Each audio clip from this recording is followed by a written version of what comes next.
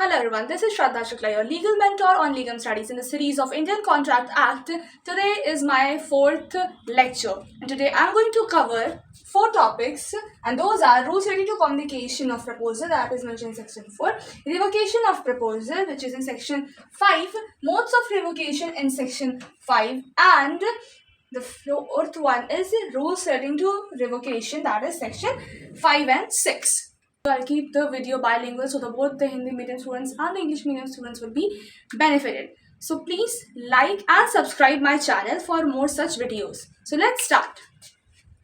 The first one in the rules relating to communication of proposal which is mentioned in section 4, the first rule is complete communication. Now here in this, in complete communication, the offeree must actually receive the offer by the offeror okay in Hindi if I explain तो जब complete communication वो होता है जब जो proposal होता है वो प्रपोजल को ऑफरी तक ले जाए और ऑफरी उसको समझ सके तो वो होता है कंप्लीट कम्युनिकेशन और तभी वो वैलिड होता है। सिर्फ और सिर्फ ऐसा प्रपोजल बैठ के बना लेने से कुछ नहीं होता, वो ऑफरी तक पहुंचना चाहिए, जिसको वो प्रपोजल दे रहा है उस तक वो चीज़ पहुंचनी चाहिए। जब तक वो प्रपोजल ऑफरी तक नहीं पहुंचता है तब तक वो कम्युनिकेशन कंप्लीट नहीं होता। ओके, तो first one is clear. Now second is mode of communication. So the mode of communication can be any reasonable mode. That can be through email, by phone or post, okay, letter by post, or that can be in person as well. In Hindi if I say, तो modes of communication कोई भी तरह के communication का mode हो सकता है, वो जेन्युइन होना चाहिए। ईमेल हो सकता है, ओके, फ़ोन से हम ईमेल करते हैं, वो एक पोस्ट के थ्रू हम एक लेटर दे सकते हैं कि हम कोई पत्र दे रहे हैं, ओके, वो हो सकता है, और या फिर वो एक कोई पर्सन हो सकता है जो कि दूसरे उस ऑफरी के पास जा रहा है प्रपोजल लेके, तो या तो ये हो सकता है। तो हमारे दो रूल कंप्लीट हो गए हैं। हमारा थर्ड है time of communication. Now what is time of communication? So the communication is considered complete when the offer reaches to the offeree or when the offeree actually receives the offer. In Hindi if I explain, तो time of communication वो होता है कि जब offeree reality में offer को receive करता है तो वहां पे जो प्रपोजल होता है उसका कम्युनिकेशन कंप्लीट मान लिया जाता है कि प्रपोजल उस तक पहुंच गया है और अब वो उसको समझ पढ़ सकता है। मैंने आपको डेफिनेशन इंग्लिश में पहले ही आपको एक्सप्लेन कर दी थी। Now our second topic is revocation of proposal, that which is mentioned in section 5. So what is the meaning of revocation of proposal in section 5? Revocation of proposal is referred as withdrawal of proposal. Okay, तो यही definition है according to section 5 that revocation of proposal is referred as withdrawal of proposal. withdrawal of proposal का यहाँ ये मतलब होता है कि फॉर एग्जाम्पल यहाँ पर एक ऑफरर है, ओके, और ऑफरर एक प्रपोजल लेकर गया, वो जैसे ही उस प्रपोजल को लेके गया सामने जो ऑफरी था वो उसने उस तक पहुंच गया, अब वो उस तक तो पहुंच गया, लेकिन थोड़े टाइम बाद जो प्रपोजल होता है ऑफर का उसको वो विड्रॉ करना चाहता है, वो उस प्रपोजल को वापस लेना चाहता है। ओके, तो जब वो उस प्रपोजल को वापस लेना चाहता है तो वो तभी उसको वापस ले सकता है जब तक जो एक्सेप्टेंस है, ओके, जो प्रपोजल का एक्सेप्टेंस था वो नहीं हुआ है। अगर वो एक्सेप्ट हो जाता है तो उस केस में जो रिवोकेशन है वो नहीं हो सकता है। Okay, a offerer can't revoke the proposal after once the proposal is accepted. ये आपको ध्यान देना होगा कि जब प्रपोजल एक्सेप्ट हो जाता है तब ऑफरर अपने प्रपोजल को रिवोक नहीं कर सकता है, वो सिर्फ और सिर्फ कब कर सकता है?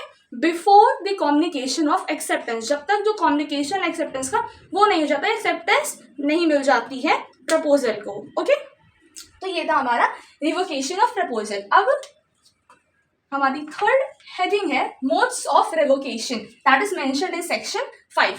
Now here by notice of revocation, okay, तो जो पहला मोड है by notice of revocation.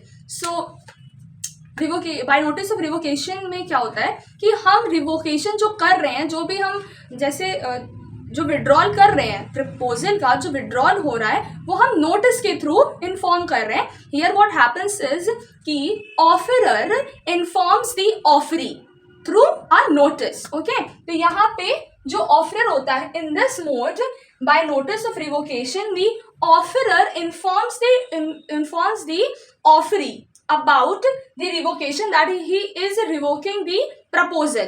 So ये होता है बाय नोटिस ऑफ रिवोकेशन, कि वो नोटिस के थ्रू कि मैं जो ऑफरर है वो रिवोक कर रहा है. कैसे? एक नोटिस दे रहा है ऑफरी को कि मैं अब ये जो प्रपोजल है हमारा हम उसको रिवोक कर रहे हैं. Now lapse of time.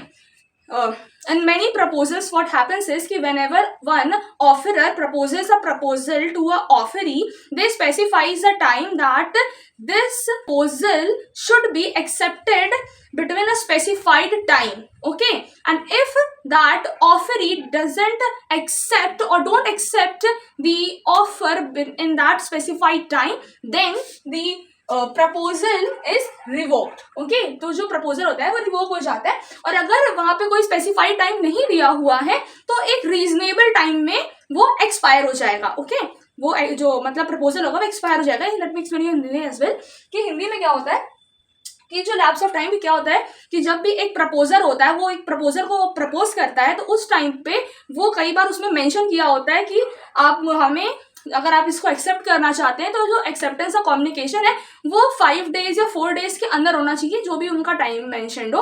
अगर ये इतने दिन में नहीं होता है तो हम इस जो प्रपोजल है इसको मान लेंगे कि ये आपने एक्सेप्ट नहीं किया, आपने रिवोक कर दिया है. ऑटोमेटिकली नेचुरली ही वो रिवोक हो जाएगा. और अगर कोई टाइम नहीं दिया है तो एक रीजनेबल टाइम होना चाहिए ना कि मैंने आज इस साल इस समय किया और आप मुझे अगले साल कहने कि मैंने एक्सेप्ट किया. ऐसा नहीं होना चाहिए. रीजनेबल टाइम होना चाहिए. वो 1 हफ्ते का हो सकता है और 15 दिन का हो सकता है, जो भी आपको समझ में आए उस प्रपोजल के according. Okay, now failure to fulfil the condition. अब failure to fulfil the condition जो एक मोड होता है, इसमें क्या होता है कि sometimes when a proposer proposes a proposal to a offeree, so they propose the proposal with some conditions that if this condition will be met then that proposal will be contracted. Okay, that proposal will be signed. अब यहाँ से क्या मतलब होता है कि for example let me explain you with the help of example कि मेरी कोई छोटी बहन है. ओके, अब मैं उसके लिए कोई टीचर देख रही हूँ तो मैंने एक टीचर को कहती हूँ जिस टीचर का नाम है ए. तो मैंने उस टीचर से कहा कि अगर आपको मेरी बहन को पढ़ाना है तो आप मुझे अपना कोई एजुकेशनल सर्टिफिकेट ला के दीजिए. तो वो जो एकेडमिक सर्टिफिकेट होगा उसके पास, अगर वो मैं कहती हूँ कि आप उसको ला के दीजिए 5 दिन के अंदर, 5 दिन के अंदर अगर वो मुझे कोई भी अपना एकेडमिक सर्टिफिकेट ला के नहीं देते या नहीं प्रोवाइड करते हैं तो वो क्या हो जाएगा, वो प्रपोजल अपने आप ही रिवोक हो जाएगा. क्यों? क्योंकि जो उसकी कंडीशंस थी ना, जो उसकी कंडीशंस थी वो उसको फुलफिल करने में क्या हो गए, वो उसको फुलफिल करने में फेल हो गए. तो that is what a failure to fulfil a condition is. Now the fourth is death और इंसैनिटी. अब डेथ और इंसैनिटी क्या होता है कि अगर for example there were 2 peoples. Okay, अब now there were 2 peoples and there is a one person a who proposed the proposal to person B. Now after he proposed the proposal, and after proposing the proposal that person either died or went insane. Okay, in that condition if the offeree get to know that, if offeree have a knowledge that the person A either died or went insane, तो उन conditions में भी जो हमारा proposal है वो क्या हो जाएगा, वो रिवोक हो जाएगा. ओके, तो ये होता है डेथ और इंसैनिटी केस में कि नेचुरली ही जो प्रपोजल होता है वो अपने आप रिवोक हो जाता है, वो विड्रॉ हो जाता है. ओके, तो ये होता है हमारा डेथ और इंसैनिटी के केस में कि कैसे जब ए ने प्रपोज किया और वो या तो पागल हो गया या वो खत्म हो गया, तो जैसे ही बी को पता चला कि जो जिसने प्रपोज किया था प्रपोजल या तो वो पागल हो गया है तो वो मर गया है, तो उस केस में जो पर्सन बी है वो उसको जैसे ही वो बात पता चलेगी तुरंत ही वो जो प्रपोजल है वो क्या हो जाएगा, वो रिवोक हो जाएगा. Okay, now here is counter offer. In my previous video I have already explained what is counter offer. When the offeree proposes a different offer with a original offer. Okay, क्या होता है मैं आपको in short बता देती हूँ कि जब मैंने कोई प्रपोजल दिया और कोई ऐसा नेगोशिएट करते हैं किसी चीज़ को लेके, तो जब वो नेगोशिएट करने में होता नहीं कि आप ये बाइक 10,000 में ली, तो सामने वाला मुझसे कहता है नहीं मैं 8,000 में लूँगा, तो यहाँ पे क्या हुआ, ये जो 8,000 वाला है ये होता है काउंटर ऑफर। तो ये मैंने आपको ऑलरेडी प्रीवियस वीडियोस में एक्सप्लेन किया हुआ है, आप मेरे प्रीवियस वीडियोस में जाके उसको चेकआउट कर सकते हैं, आपको समझ में आ जाएगा।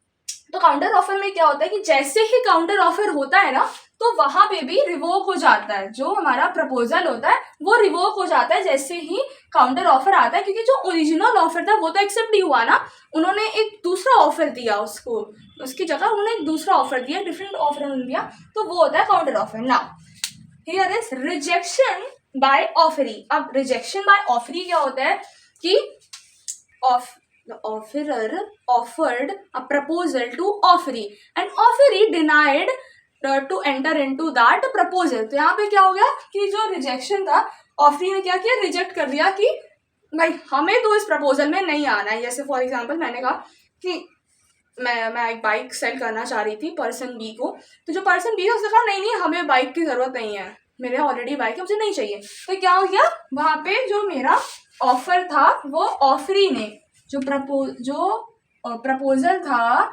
वो रिजेक्ट हो गया। किसने रिजेक्ट किया, ऑफरी ने रिजेक्ट किया, जिसको मैंने वो ऑफर प्रपोज किया था। Now the fourth one is rules relating to revocation. Now rules relating to revocation क्या होता है कि टाइमिंग फर्स्ट है, और ये जो रूल्स रिलेटिंग टू रिवोकेशन जो है वो सेक्शन 5 और सेक्शन 6 में है। यहाँ पे जो टाइमिंग है, मोड ऑफ कम्युनिकेशन है और लीगल इफेक्ट है। तो टाइमिंग क्या है, मैंने आपको पहले ही बताया कि the revocation, okay, revocation should be communicated before the acceptance of the proposal is communicated to the proposer. Okay, अब मैं आपको बताती हूँ हिंदी में क्या कहना चाह रही हूँ टाइमिंग के मतलब से, कि हम कब रिवोक कर सकते हैं प्रपोजल को। तो हम रिवोक तब कर सकते हैं प्रपोजल को जब तक जो ऑफरी है उसने प्रपोजल को एक्सेप्ट नहीं किया है। कब वो रिवोक कर सकते हैं प्रपोजल को, हम प्रपोजल को तब रिवोक कर सकते हैं जब तक ऑफरी ने एक्सेप्ट नहीं किया है प्रपोजल को, तब तक। इससे क्या समझ में आता है, इससे ये समझ में आता है कि once a proposal is accepted, the proposal cannot revoke the proposal. Okay, so that is what a timing is. Now mode of communication is very similar to the mode of communication of proposal। वही सारे वो हैं, reasonable होना चाहिए, कोई भी reasonable हो सकता है। हाँ, इन दोनों ही केसेस में आपको मैं एक चीज बता दूं कि उसमें अगर कोई भी ऐसा स्पेसिफाइड दिया हुआ है कि जो एक्सेप्टेंस है, ओके, या फिर जो रिवोकेशन है वो आप ईमेल के थ्रू करिए या इन पर्सन कीजिए या आप कॉल के थ्रू करिए या आप लेटर या पोस्ट के थ्रू करिए, तो आपको उन्हीं के थ्रू करना होता है। अगर आप उसके अलावा कोई और मोड सेलेक्ट करते हैं, if you select any other medium to communicate about proposal और revocation, so that will be void, वो वैलिड नहीं होगा। ओके, और अगर नहीं स्पेसिफिकली मेंशन्ड है कि आपको इसी मीडियम या इसी मोड के थ्रू आपको रिवोकेशन या प्रपोजल को कम्युनिकेट करना है, तो उस केस में आप ईमेल कर सकते हैं वाया फोन, और you can post a letter. Okay, तो ऐसे आप कई सारे हमारे मोड्स हैं रिवोकेशन और प्रपोजल के, तो सेम ही है दोनों में। नाउ लीगल इफेक्ट क्या होता है कि once a proposal is revoked, okay, once a proposal is revoked, then it goes void, then it become invalid। Okay, एक बार जब आपने उसको मना कर दिया या रिजेक्ट कर दिया प्रपोजल को, तो वो क्या हो जाएगा, वो इनवैलिड हो जाएगा उस सर्कमस्टेंस में। ओके, तो ये होता है लीगल इफेक्ट कि एक बार अगर आपने रिवोक कर दिया है ऑफर को, तो वहां पे क्या होगा, वहां पे वो खत्म हो जाएगा। So this is what a legal effect is. So this was all about our today's video. So if you like this video and if this video have been helpful to you, so please like, share and subscribe.